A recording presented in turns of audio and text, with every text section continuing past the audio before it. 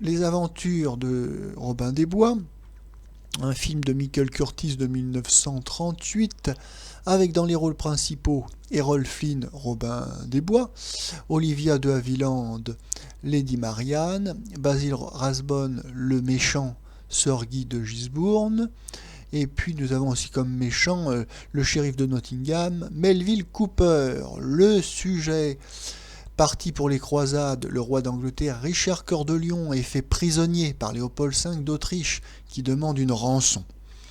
Plutôt que de payer cette rançon, le prince Jean, frère du roi, s'installe sur le trône d'Angleterre, aidé de son bras droit, l'infâme Charles de Gisbourne.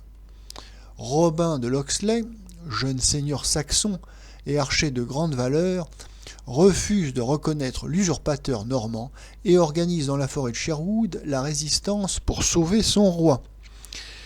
Alors, le 16 décembre 1938 paraît dans l'Action française la critique de ce film par François Vineuil.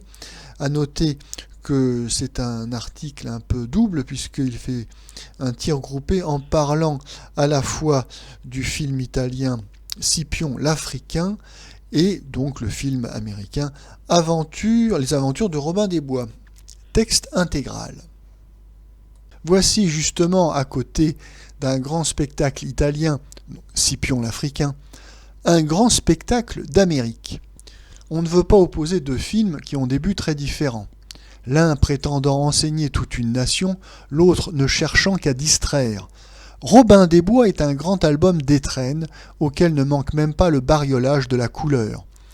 Cette couleur est, au hasard, tantôt amusante, tantôt fâcheuse. Logiquement, ce devrait être un film pour écoliers, mais le cinéma a tellement bien entretenu la puérilité du public que beaucoup d'hommes et de dames d'âge s'en délectent, comme aux vitrines des grands magasins de décembre.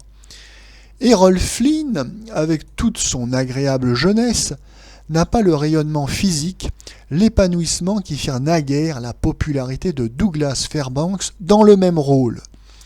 Mais pour ne parler que du métier, on obtient dans Robin des Bois, par la cadence des images, par l'adresse des cadrages, la souplesse ou la rapidité des transitions, cette animation qui fait si cruellement défaut aux revues de mannequins solennels du Scipion de Rome. Certains Italiens pourront dire, en haussant les épaules comme M.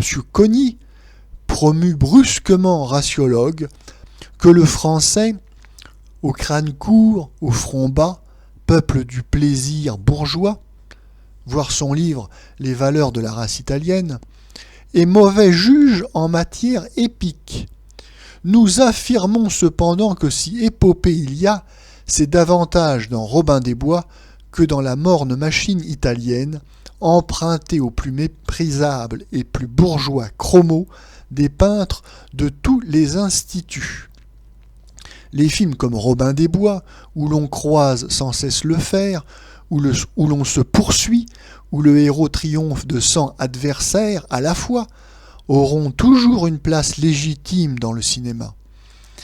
Scipion l'Africain ne peut que partager le sort des gladiateurs médaillés dans les salons d'avant-guerre, qui finissent dans les combles des musées de province. On le regrette. Il serait beau que la science cinématographique, dépensée dans le Châtelet, perfectionnée d'Hollywood, fût mise au service d'ambitions un peu plus hautes.